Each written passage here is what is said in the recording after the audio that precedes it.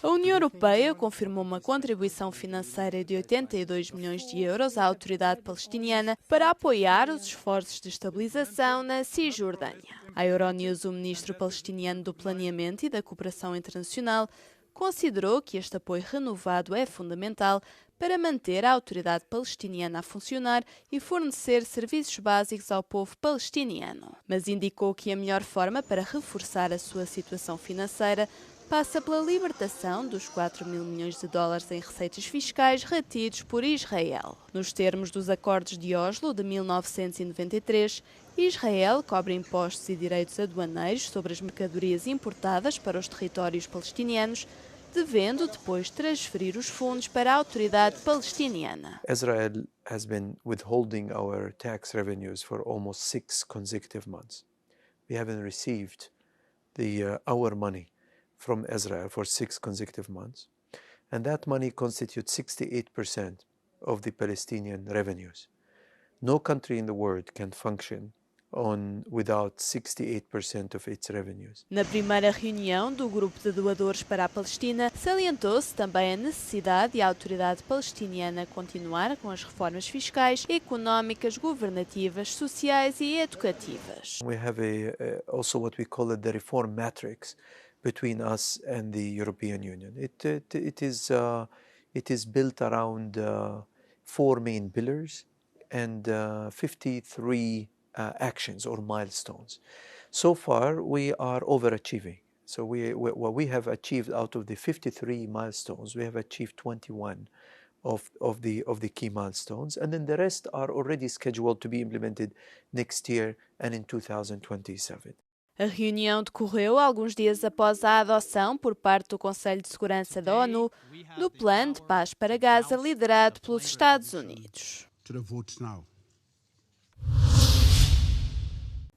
Over the weekend, the European Union has reportedly released a counter-proposal in response to the initial US-Russia framework, which was leaked last week. Now, the EU's plan includes major adjustments, including Ukraine's military capped at 800,000 troops in peacetime, rather than just 600,000 troops in the initially proposed plan. There is also a significant change regarding Kyiv's NATO aspirations. Ukraine joining NATO falls on consensus and agreement among the alliance's members instead of NATO committing to not accepting Ukraine. Notably, there is also a point about NATO troops not being stationed on the territory of Ukraine under its command, but specifically in peacetime. One of the most important aspects of any possible deal for Kyiv concerns Russia's occupied territories of Ukraine, and the EU-led leaked plan drops the recognition of temporarily occupied territories of Ukraine, which was included in last week's US-Russia framework. Now, the territory in question is Ukraine's Luhansk and Donetsk region, which altogether make up the region of Donbas. Moscow renewed its assaults against Ukrainian troops and Ukraine's territory in the region of Donetsk, specifically when it comes to the city of Pokrovsk. But according to the US-based Institute for the Study of War, even with the current pace and currently dedicated massive resources, Russian forces could seize the rest of Donetsk region only by August 2027. Most importantly, the leaked EU-led proposal brings back the idea of first having a ceasefire at the current contact line and then for Ukraine and Russia to start the negotiations regarding the rest of the possible deal, including the temporarily occupied territories. But this is the aspect that Moscow has been rejecting from the very beginning. Keir Starmer sugeriu que o antigo príncipe André deveria testemunhar perante uma comissão do Congresso dos Estados Unidos que investiga o criminoso sexual condenado Jeffrey Epstein. Sem comentar especificamente o caso do irmão mais novo de Carlos III, o primeiro-ministro britânico disse que acredita que, como princípio geral, as pessoas devem fornecer provas aos investigadores. Os comentários foram feitos durante a viagem de Starmer até a África do Sul, onde participou na cimeira do G20.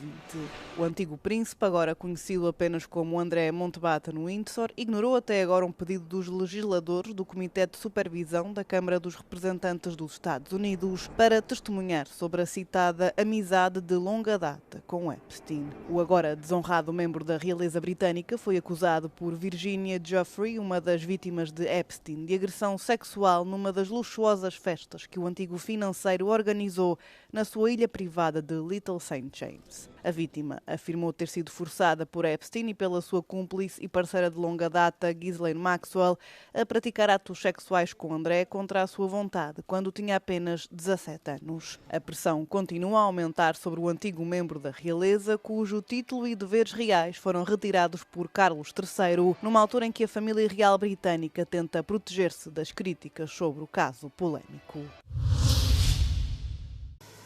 As chuvas torrenciais e as inundações que atingiram a Albânia causaram a morte de uma mulher em Devol, região de Gorica, na fronteira com a Grécia. A mulher de 75 anos foi arrastada pela água de um riacho que subiu e inundou a zona. Foram necessárias várias horas e a descida do nível das águas para que o corpo fosse encontrado. Nas últimas 24 horas, centenas de pessoas no sul e sudeste da Albânia foram retiradas das suas casas devido às inundações. Estradas, pontes e outras infraestruturas foram gravemente danificadas e centenas de hectares de terra agrícola estão agora debaixo de água. As autoridades estão preocupadas com a previsão de mais chuvas e tempestade nos próximos dias. Também na Grécia, o mau tempo causou graves problemas, especialmente em Corfu e Epiro. Várias pessoas ficaram retidas em zonas remotas e sem acesso. As estradas foram destruídas e muitas infraestruturas de abastecimento de eletricidade e de água ficaram danificadas. Vários municípios foram colocados em estado de emergência. Os meteorologistas prevêem uma nova vaga de mau tempo para as próximas 24 horas. O antigo presidente francês Nicolas Sarkozy vai publicar um livro sobre as 3 semanas que passou na prisão, com lançamento previsto para 10 de dezembro. A editora Fayard informou que a obra, intitulada Diário de um Prisioneiro, tem 216 páginas, cerca de 11 por cada dia que esteve detido.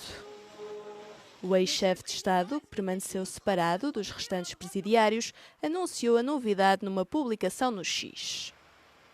Sarkozy foi condenado em setembro por conspiração criminosa no âmbito de um esquema para obter fundos para financiar a sua corrida presidencial de 2007. Um tribunal de Paris sentenciou-o a 5 anos de prisão, tornando-se assim o primeiro ex-chefe de Estado francês da era moderna a cumprir pena. Acabaria por ser libertado a 10 de novembro enquanto aguarda pelo recurso.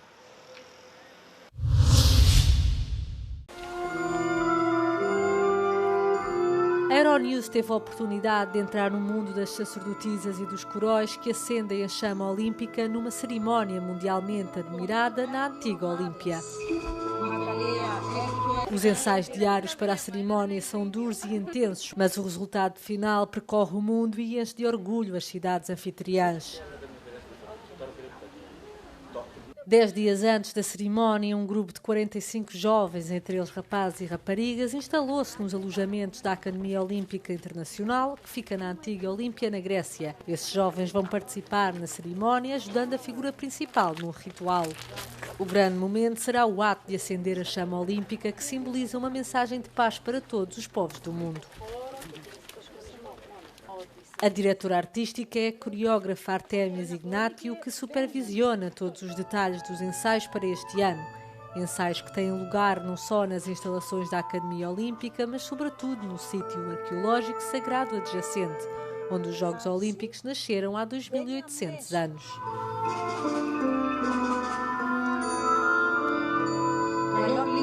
A cerimónia deste ano é naturalmente inspirada nestas magníficas estátuas da antiguidade, onde as donzela e os corói, que retratam jovens masculinos, ganham vida diante dos espectadores e, com ritmo, intensidade e movimento, dão uma nova coreografia e trazem a atmosfera da Grécia Antiga à era moderna. Η ομάδα είναι μια ομάδα ανθρώπων που είναι όλοι καλλιτέχνες, είναι καθηγητές χορού ή ηθοποιοί.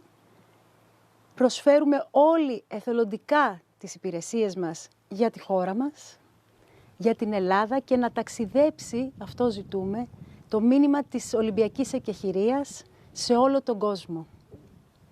Γιατί στην ερώτηση, σε οποιαδήποτε ερώτηση, η απάντηση είναι ειρήνη σε όλο τον κόσμο. Os bailarinos e atores participantes têm um sentimento de família e de dever enquanto atuam na cerimónia de acendimento da chama na antiga Olímpia.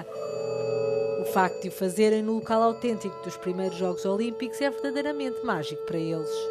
Συμμετέχω από το 2011 στις τελετές αφής και παράδοσης, σε καινούργια χορογραφία κάθε φορά και το συναίσθημα πραγματικά είναι μοναδικό. Το πιο σημαντικό σε αυτή την ομάδα είναι το δέσιμο, το δώσιμο και όλα αυτά τα κοινά συναισθήματα με έναν και μόνο στόχο, να στείλουμε το μήνυμα της ειρήνης παντού. Η εμπειρία είναι ξεχωριστή και μαγική κάθε φορά. Συνδεόμαστε ως ομάδα, ως μια μεγάλη οικογένεια και αυτό είναι απίστευτο. Τα αγόρια έχουν ενεργό ρόλο αναπαριστώντας τα γάλματα του Διός, είτε Ολυμπιονίκες αθλητές και ακριβώς μετά ως κούρι σε καινούργια χορογραφία κάθε φορά στην Ολυμπιάδα. Os ensaios estão quase terminados. A cerimónia de acendimento da chama olímpica para os Jogos de Milão-Cortina ocorre no dia 26 de novembro.